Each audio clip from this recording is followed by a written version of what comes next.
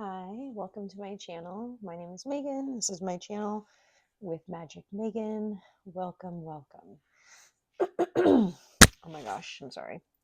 Oh, I'm also using a microphone for the first time, and if that sounded weird, which I will know when I play it back for myself, but I just hit it with my hand, so sorry. Okay, so as you can see, I already have cards on the table, so this was kind of a fun one. What I decided to do, so I've kind of been on this like kick about history and astrology and how some of the cycles repeat. Like I decided I wanted to look at the astrology for like what I wanted to look at kind of because I had this idea. And I don't know if this is like a quote, but I just kind of thought to figure out where we are going, first we must understand where we began. And I know someone has said it in like a different way, and there's like probably a quote or whatever, but that's just kind of what got me started. So I was like, okay, so what is like what time in history is the most like similar astrologically to now? And that's kind of where I started. And because I don't know, it feels like we're on the precipice of something, right?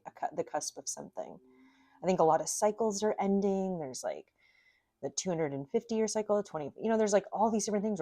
We're turning into the, age of Aquarius. And so everything is kind of changing and different. And so we don't really know what's like how these, astrological energies are going to manifest, on Earth. So why not look to history? Because history does repeat. And a lot of that is like the choices we make, and some of it's the astrology. So I went ahead and did that. And so some of the things, some of the different times, of course, were during like 1789 was a big year, where there was the tennis court oath, the storming of the Bastille, and the Declaration of Rights of Man were just some of like the really big events. So to me, they kind of represented what's being stormed, what's being declared, what oath is being made. And so I kind of wanted to like, based on those events and looking at like, okay, so those kind of more like revolutionary things that have happened, um, which I thought was kind of interesting. You know, that period of time, 1789. If you want to go look up those three different events, you can. So then I used today's date, July 4th, 2026. Oh, that's the date that I was like, okay, what, oh my gosh.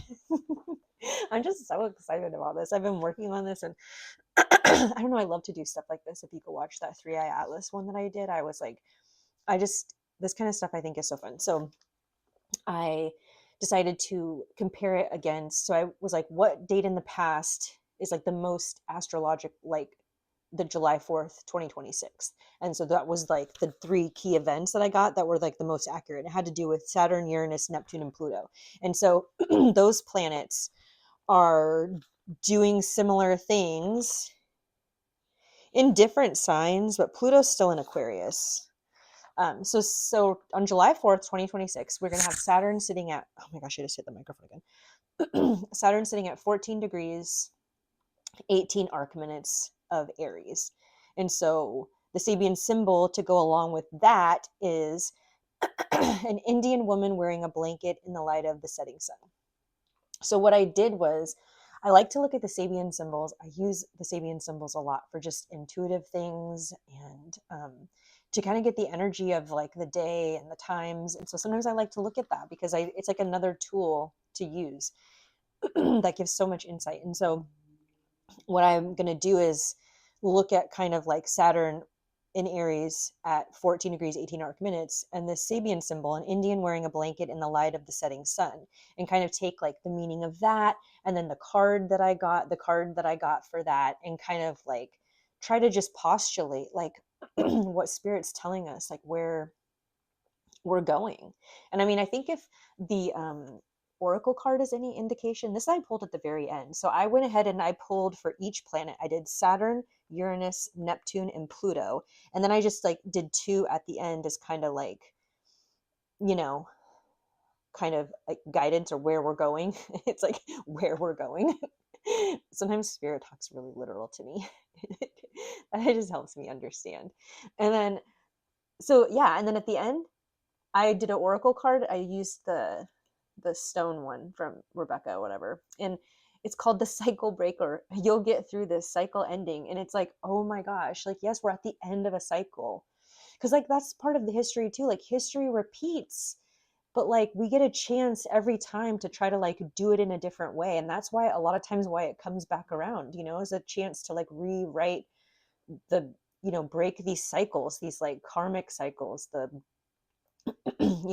maybe some of the unhealthy cycles that we've been in here on earth, and trying to like do it better and grow each time that like you take a spin around the, what's it called? They say we're on a spiral, right? And like every time, you come back, like align with the planets and it comes back, we get a chance to do it different. And that's kind of what I was seeing here, the way she's like, she's young, she's older, and that happens to us in like individually too. Like as a collective society, we come to choice points, we come to collective choice points in areas where we're able to make different decisions. And maybe Pluto has something to do with it. Pluto's an Aquarius, but also, I don't know. I'm Pluto and Libra generation, and I've heard other astrologers talk about how each Pluto generation is here to work through specific things. And so I think there's something about the Pluto and Libra, even though it's an Aquarius right now, it got me thinking about the Pluto and Libra generation and how we're like, Libra is about balance and scales, and so our work is to help find balance here on earth and within ourselves too, in relationships and harmony. So anyways, a little tangent. Okay, so Saturn's at 14 degrees 18 in Aries, and I told you about that, the Indian wearing a blanket. So I'll be looking at that. I looked at Uranus. Uranus was at 3 degrees on July 4th. At Gemini, which is holly and mistletoe, bringing Christmas spirit home. Neptune's at 4 degrees, 24 arc minutes of Aries, which is a white triangle is seen. It has golden wings. Pluto, I'm so sorry, I keep clearing my throat. I'm going to try to remember to pause when I do that. And I keep hitting my microphone too. Gosh, this is like one of my, I just feel really excited to do this and to talk about this. And I keep hitting the microphone, and yeah. Okay. This will resonate with someone. All this is part of the message too, by the way. I just keep it in raw and real. So whatever comes out, that's spirits at the helm of the ship. Pause to clear my throat. Okay. So Pluto is at 4 degrees, 48 arc minutes of Aquarius. It is retrograde, which usually when planets are retrograde, that means more of like a internal look. But to me, I feel like Pluto's already internal. So gosh, like when Pluto goes retrograde, it's like, really going deep, going into the abyss, which I don't know. If you're an Aquarius, shout out, because that feels about right. Okay.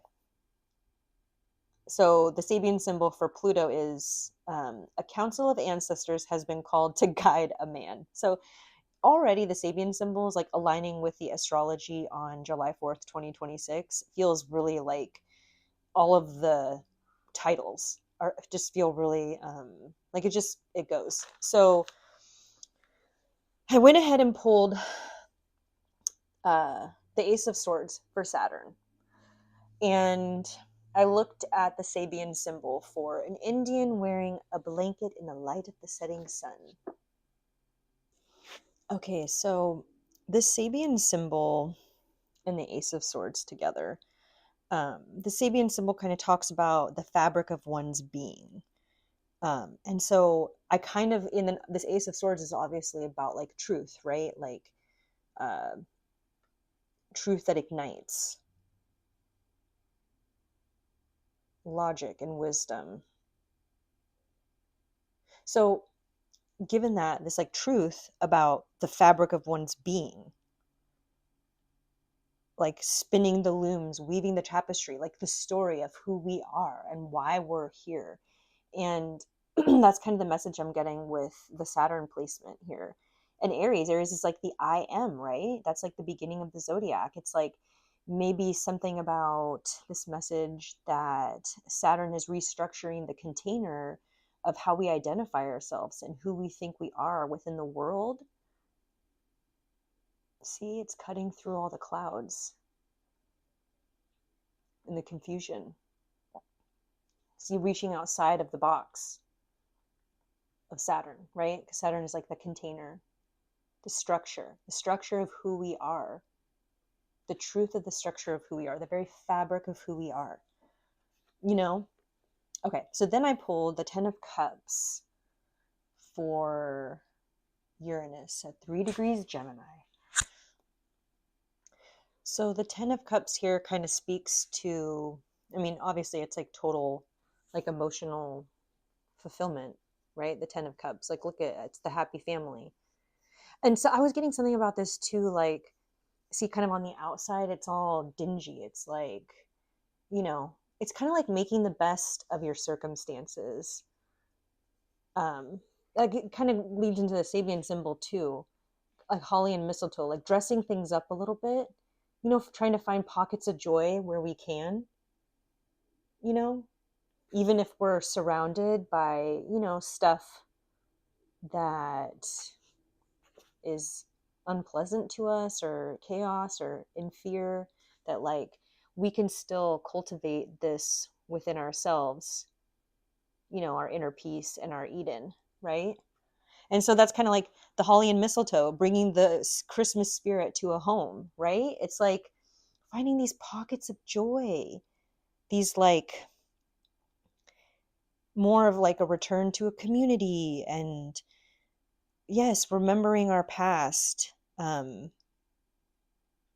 just small gestures. I think that like, you know, after we like learn the truth of like who we are, you know, it's like empathy too. It's like coming together, it's being empathetic, it's reaching out to people when they need help, it's remembering that, you know, uh like we're all connected. Yeah, continual Christmas. Yeah, that's kind of what I'm getting with that. It's just kind of like the truth of learning the truth of who we are. Where are we going? We're learning the truth of who we are. We're remembering the simple joys in life, remembering to come back to our special little places, you know, the place we cultivate our joy, our harmony. Maybe you have, you know, some place at home or some place that you like to go that's your sanctuary, where you just light up, or you find, you know, the gold at the end of the rainbow. And like it's not all it's not going to all be good and perfect, right? This time of change, it's transition, it's cycles breaking, and it's not always easy. But like maintaining this, you know, maintaining just your pockets of joy. I just keep wanting to say your pockets of joy where you can, despite what's going on around you, as hard as that is. And maybe more of that empathy. You know, it's like talking about like, I just want to like to go back to the Sabian symbol about Christmas and stuff, like putting up a Christmas tree, like what people say, like in the middle of the year, and how it like sparks joy and things like that. It's like just doing whatever you can in this dark, dark world sometimes to like light it up for yourself and the people you love, you know? And that spreads out. So I think it's like us, once we kind of understand who we are and the structure of our being, it brings this unexpected realization that, you know, we are all in this together, you know, and we're all just like doing our best, and remembering that simple joy and warmth that we all share as humans. um I think that's like an unexpected thing too, like, you know, when people always talk about when things fall apart. And a lot of those shows, especially like zombie shows, and oh my gosh, I just hit it again, zombie shows and things like that, you know, if you ever watch those, it's always like, yeah, the zombies are a problem, but like it ends up being the people that you really have to worry about. And I just don't think that's true. I rebuke that. And this is kind of like supporting this is like this unexpected, you know, Uranus is kind of the unexpected, the discord, that the discord around us, but also this idea that unexpected, you know, like we expect that we're divided, and when really we have so much more in common than we realize.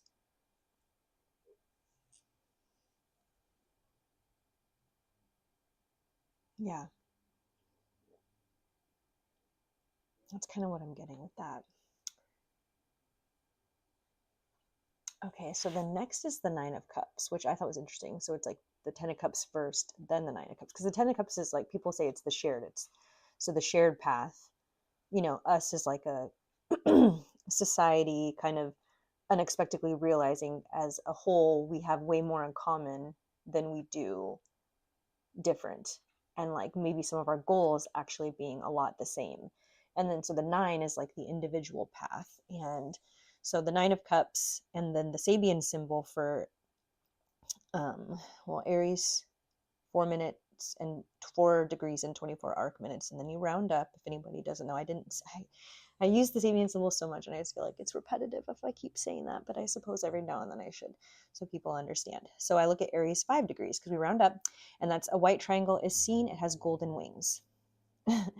Oh my gosh. And so this is the Neptune placement, by the way, too. And so one of the quotes over here, it says, you cannot depend on your eyes when your imagination is out of focus. And I just think that's really silly. Yeah, you cannot depend on your eyes. Because look here, too. This is the card. So I use the Unveiled Tarot. And so in the center here, it's like a warm, welcoming, inviting party, right? Come on in. And then if you kind of start to look at this background here, maybe like the reality is it's a little bit debaucherous. It's a little bit, ORGY-esque. Yeah. And so I think the Sabian symbol kind of speaks to that in a way where it's like, and not the ORGY thing I just said, but like, yeah, there may be a need to ground your visions, but allow them free flight of imagination. Yeah. So maybe it talks about disorientation too.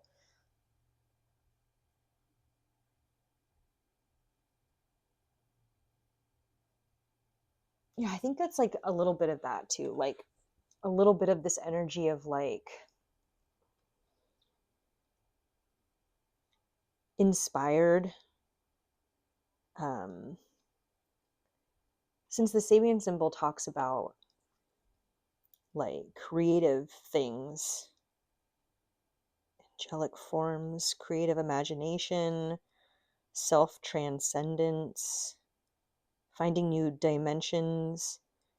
So something about that too, like opening up gifts, since it's Neptune. And the Nine of Cups is kind of like, I guess, remember to stay grounded in that. If like that's something that you're experiencing as like the cycles shift and things. Um, yeah, it's like going through the door, but like opening that door in our minds, Neptune. And also, but like remembering to keep it grounded and not get lost in the sauce.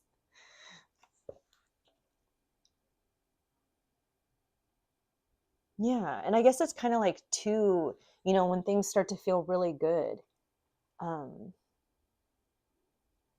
remembering to take joy in those like little moments too. Celebrate your wins, celebrate your successes, celebrate life. Don't get too caught in it, caught in the minutia.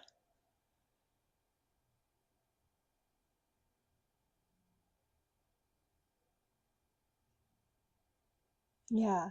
I think too, it talks about vision. It's kind of like what kind of earth do we want to create too? Vision, the Neptune, it's just kind of a dreaming. It's like imagining what we want to create, where energy, thoughts flow, energy goes, right? So like what kind of a reality?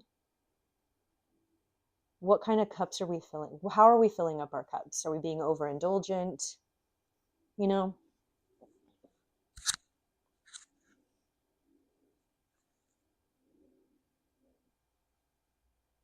Wait, yes, didn't I just say not to get so the Nine of Cups, the Aries 5, there's a quote here that says, it's from X-Files, that might be a show you like. So it says, Scully, another Bermuda Triangle, she says. Mulder says, it's more like a wrinkle in time. So it reminds me of like, yeah, not getting lost in the sauce, like, you know, entering into like this last epoch that we've been in, feeling like a Bermuda Triangle in a way. And it's more like a wrinkle in time. I don't know. Something about that's really sticking out to me. Something about moths and butterflies too. Sometimes the Nine of Cups too can talk about like a mental peace. So I think it's like, finding peace within like the family unit and the outside world, finding peace within a bit.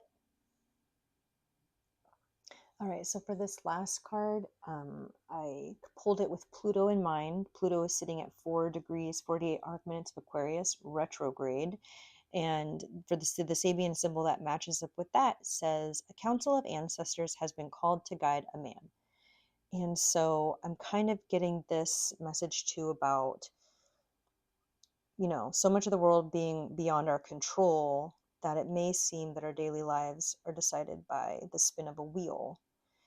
And you can choose to turn your fate or luck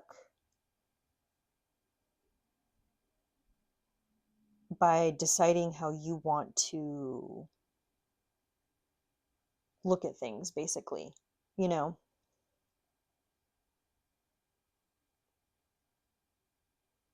So it's kind of like, yeah, things happen, the wheel's going to turn.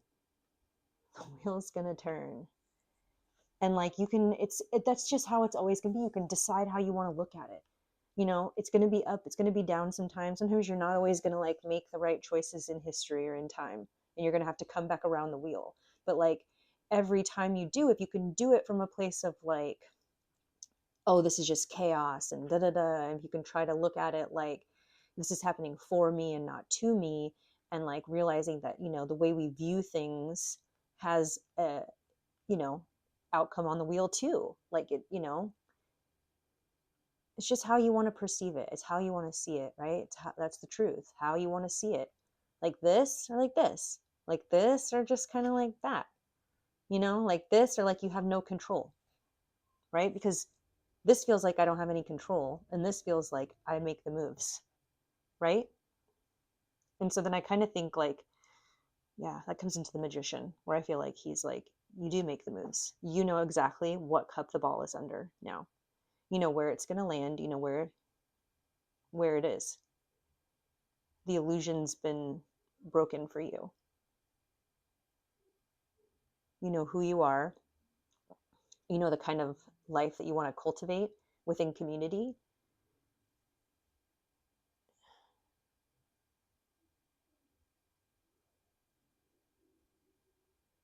Your actions, and some people, you're overindulgent, or you know it colors the way this turns, but you are in control of that. You are in control of that, you know to an extent.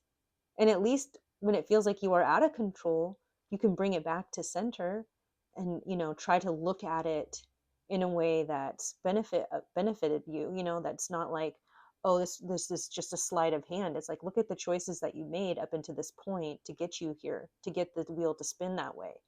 you know you're not a victim to your circumstances. You don't have to be. I know that's easier said than done. Some people have it really, really hard. So, but it's just the way we're seeing stuff. The way we're seeing stuff has to change. And it changes by us knowing who we are. Being, I was gonna keep repeating myself. Oh my gosh, excuse me. So the Sabian symbol for that lined up with the Wheel of Fortune too was, yeah, others have done it before me, I can too. That's one of the quotes in my book here. Others have done it before me, I can too. And then that comes to this: others have done it before us. See, the echoes of the past, and we can too.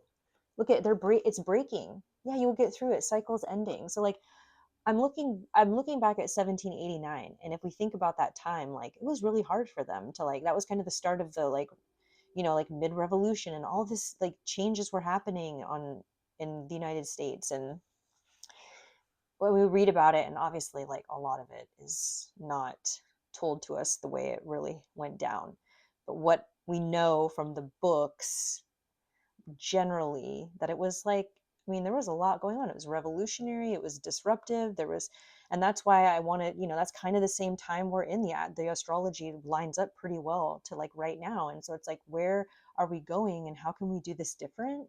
And how can we make it so the wheel spins in our favor this time? Maybe like less, yeah. And I just think others have done it before me. I can too. So it's like not forgetting that. It's every time it gets hard, every time you're like focused on this part out here, reminding yourself that like they've you're not the first to do it. If they can, you can too. And that's the truth. That's the freaking truth.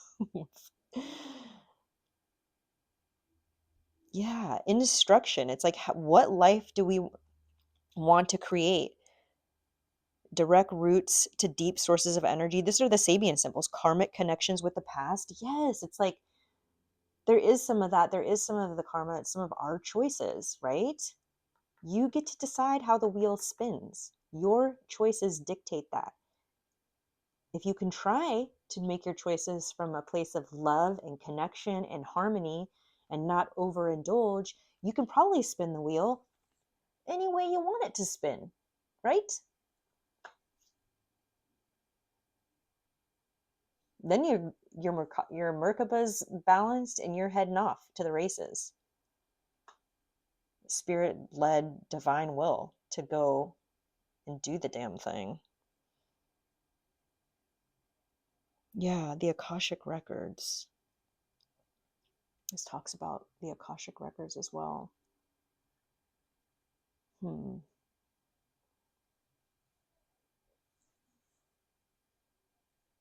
Okay, so the guidebook for the Wheel of Fortune says this, and I just think it's really interesting. See those holding the wheel. I'm going to hold it up for you guys. Hopefully you can see it and keep my hand steady. See those holding the wheel with their wisdom and stability, the winged bull, the lion, the eagle, and the angel. The results may change, but the players always stay the same, and you will learn their ways in time. Remember what worked and what didn't in the past. Recognize and pay attention to the patterns, and with this knowledge, break some of the cycles.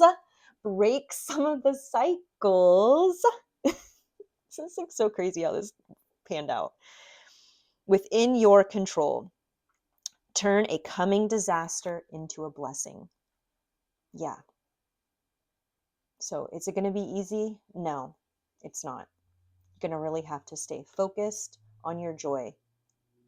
This is like giving like a spontaneous awakening too. I know a lot of people talk about that and like the Great Awakening and all this stuff happening, but I really do see this like this. It's like literally in Aries, and it's about weaving a blanket. We're writing our new story as humanity, right? Writing our new story about who we are, learning things that we didn't know before, about where we come from, and rewriting the structure of who we are.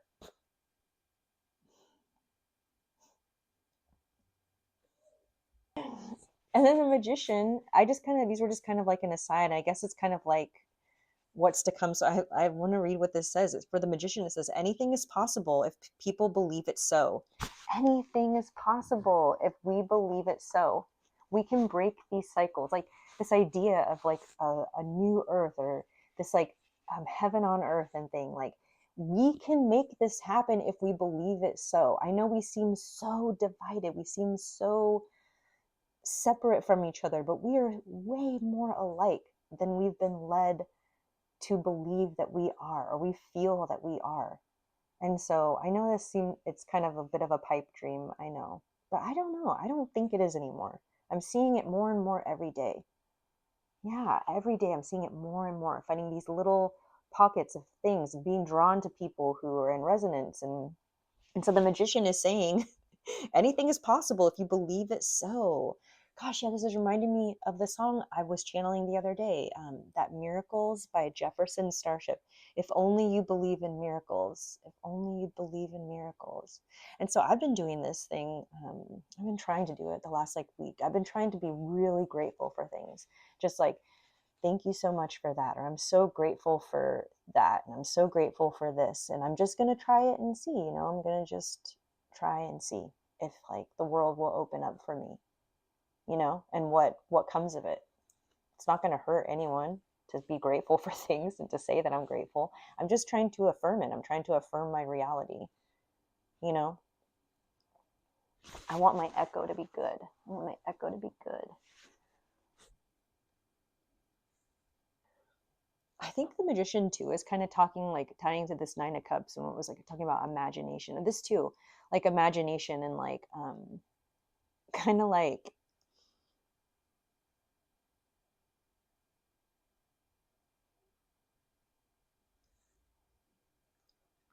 it's just like something really potent about using our imagination to manifest reality, opening up our imagination. In the book here it says, yeah, the magician unifies heaven and earth. And moving forward, we must be resourceful and use your skills and abilities to manifest the reality in which you want to live. You have everything you need to craft the best version of you. In much of the same way, the ball moves from cup to cup, jump between personas until you find the one that is most useful for your goals. Reach for the heavens, but keep your head clear. Yeah. Yeah, it seems kind of like instruction, right? I'm looking at the Sabian symbol book and I'm seeing instruction on the page for the Wheel of Fortune card. Lineage, our lineage too. Like, what's the new story we want to create about ourselves? This cycle is ending. These cycles are ending. Like, so what's the new story we want to create? The Chariot card I kind of love too, because it's like, yes, you're going. But it also talks about victory being within your reach. So it's like more of this. You have all you need to succeed. You have all you need to succeed. The wheel is going to turn. It's what you make of those turns that determine, the outcome. If you're seeing all those turns as something icky, you're only going to see this stuff. If you see it as lessons or blessings and you try to be grateful for the knowledge that you've gained from all the things that happened to you, as hard as that is, to try to find just a little bit of that in it. And I know that can take a lot of time and a lot of healing to do. But just try to be a little bit grateful and, try to, we're all doing this together. We're all steering the flow of these cycles together. We want the current to go like this, but it starts with ourselves, who we are. Yeah, I think that's kind of all I'm getting with that. So that was kind of something fun I thought I did. I have like all my little notes, and I was like writing down all the dates and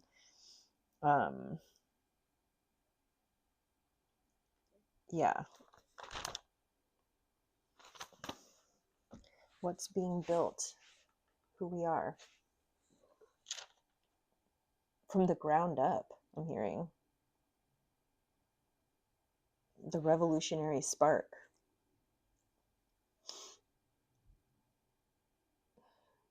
Us, joy, finding joy, blocking out the bull, realizing we have way more in common than we have not. What's being dreamed into being.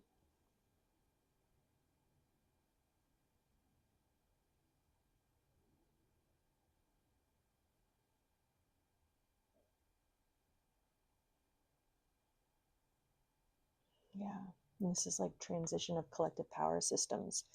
Maybe it's like something about, some of those higher players in this earth realm. Some would say cabal or words like that. Other people who've been in power, and maybe, Pluto being this transition of collective power systems, right? Yeah, and that changing to the people. All right, well, that's what I got for you today. I really hope that you're able to find something in that. And I guess this is kind of a long one. So thank you so much for being here, and have a wonderful, blessed day. And I will see you again sometime soon. Bye.